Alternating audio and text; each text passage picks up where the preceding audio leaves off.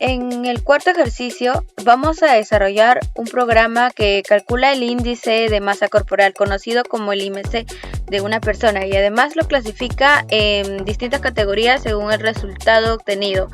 El código está dividido de forma organizada, aplicando funciones para separar responsabilidades, y utiliza también estructuras selectivas múltiples para decidir la categoría según el IMC. En la parte de la primera función, calcular IMC, comenzamos definiendo la función que realiza el cálculo matemático. Esta función recibe dos parámetros: el peso en kilogramos y la altura en metros. El IMC se calcula aplicando la fórmula oficial: IMC igual a peso sobre altura elevado a 2. Esta función está perfectamente encapsulada. Encapsulamos la lógica del cálculo para que sea reutilizable. Si en el futuro quisiéramos cambiar la fórmula o adaptarla, solo tendríamos que modificar esta función. Y aquí ya estamos aplicando uno de los principios de la programación estructurada: dividir el programa en funciones pequeñas, claras y reutilizables. En la segunda función, que vendría a ser clasificar el IMC, después de obtener el IMC, necesitamos saber en qué rango cae la persona. Aquí entra la segunda función. Si el IMC es menor a 18.5, tiene bajo peso. Si el IMC es aquí en la parte del if se refiere a que si no pasamos el if, pasamos al siguiente. Si el IMC es menor a 25, tu peso vendría a ser normal. Pero si el IMC es menor a 30, te va a salir sobrepeso. Si no se cumple ninguna, tienes obesidad. En la segunda función, clasificar IMC, después de obtener el IMC necesitamos saber en qué rango cae la persona. Aquí entra la segunda función, que vendría a ser esto de acá. Esta función recibe el IMC como parámetro y utiliza varias condiciones para devolver la categoría correspondiente. Aquí es donde aplicamos la estructura selectiva múltiple. Te explico. Tenemos varios rangos posibles según el valor del IMC. Cada if y el if representa una selección distinta que el programa evalúa. Si una de las condiciones será verdadera, y devolverá el texto correspondiente. Es múltiple porque hay varias alternativas posibles y el programa debe decidir cuál aplicar. Por ejemplo, si el IMC es menor a 18.5, es bajo peso. Si está entre 18.5 y 24.9, es normal. Si está entre 25 y 29.9, es sobrepeso. Si es 30 o más, es obesidad.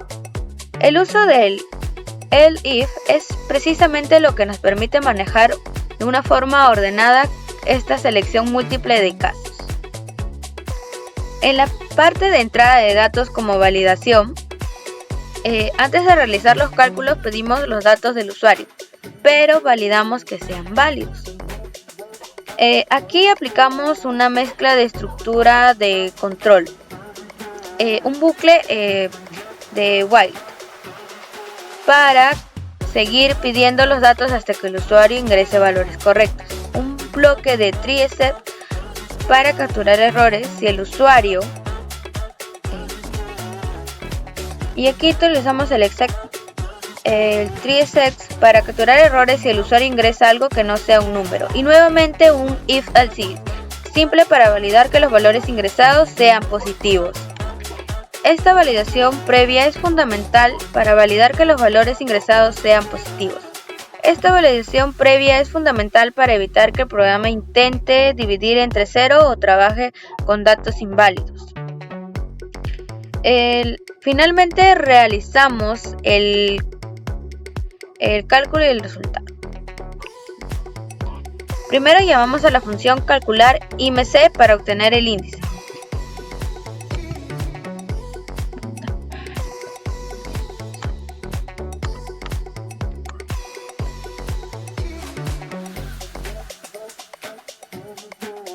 Luego enviamos ese resultado a la función clasificar IMC para obtener la categoría. Finalmente imprimimos el IMC como 2 decimales y su clasificación.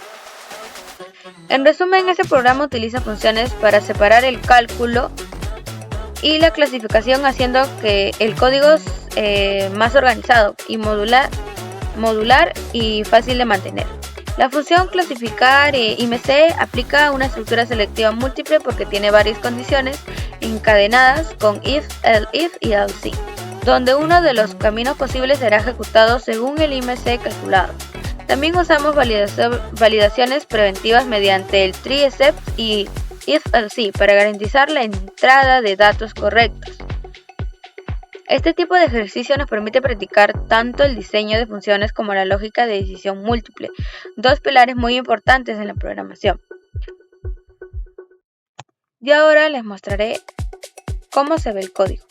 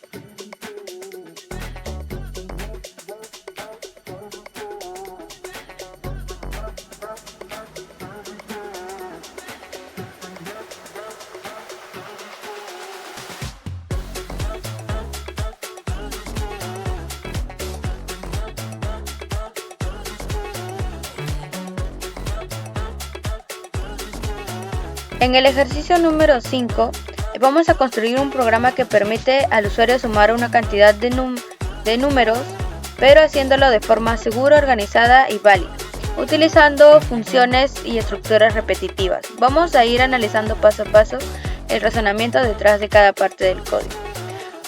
La validación de la cantidad de números. Antes de iniciar la suma necesitamos saber cuántos números va a introducir el usuario. Esta cantidad debe ser un número entero positivo, por eso estamos utilizando este bloque de código.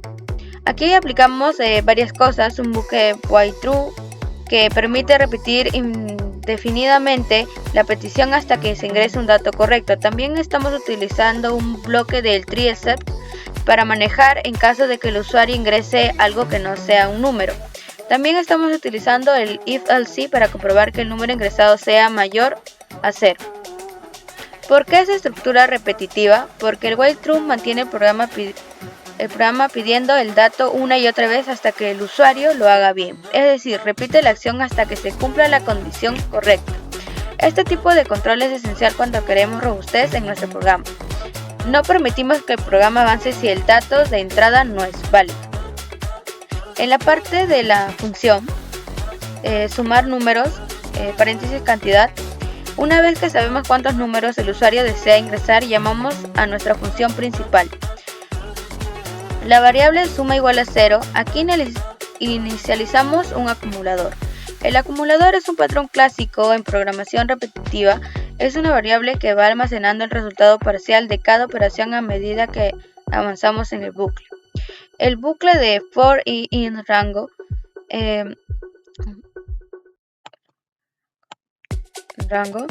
este es el corazón de la estructura repetitiva controlada. Estamos diciendo al programa repite esta operación cuantas veces, n veces, donde n es la cantidad que ingresó al usuario. Aquí utilizamos el range paréntesis 1, coma cantidad más 1 para que el conteo comience desde 1. Aquí es claramente una estructura repetitiva controlada porque sabemos de antemano cuántas veces vamos a repetir la operación. Validación dentro del bucle con while true. Dentro del for, nuevamente usamos el while true para validar cada número individualmente. Si el usuario ingresa un valor incorrecto, por ejemplo letras símbolos, el programa le vuelve a pedir el número hasta que sea válido. Aquí tenemos una estructura repetitiva anidada dentro de un bucle principal. El for controla la cantidad de repeticiones globales. El while asegura que cada entrada individual sea válido. El acumulador, que es suma más igual número, una vez que el usuario ingresó un número válido, lo sumamos al acumulador. Este patrón de acumular es una de las aplicaciones más comunes de los bucles. Ir procesando datos de forma secuencial. Retorno de la suma. Finalmente, cuando el bucle ha terminado de procesar los n números, la función devuelve el total de la suma. Llama a la función y presentación del resultado, que vendría a ser acá.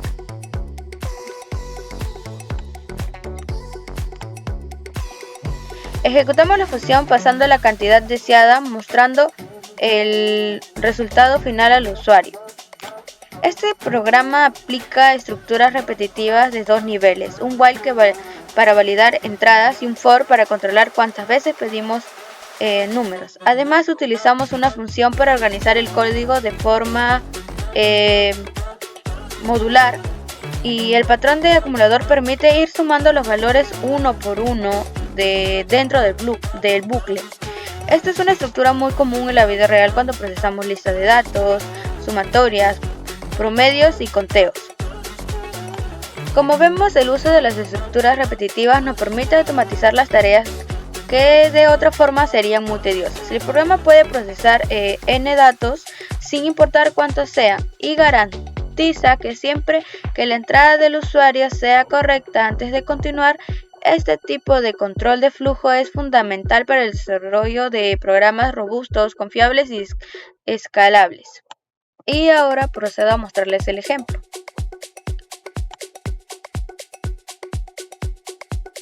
Aquí, le vamos a decir que queremos ingresar 4 números. El primer número vendría a ser 5, el segundo número 6, el tercer número 7 y el otro 8. Ya. Aquí me está dando ya de una vez la suma total de los números, que vendría a ser 26. Pero ¿qué pasaría si nosotros no le ingresamos un número? Aquí también le vamos a decir que vamos a ingresar 4 números, y en la primera le vamos a dar una letra, o varias. Aquí como van a ver, me va a salir que debo de ingresar un número válido. Aquí es donde se cumple el except del while, del value error. Debo ingresar un número válido.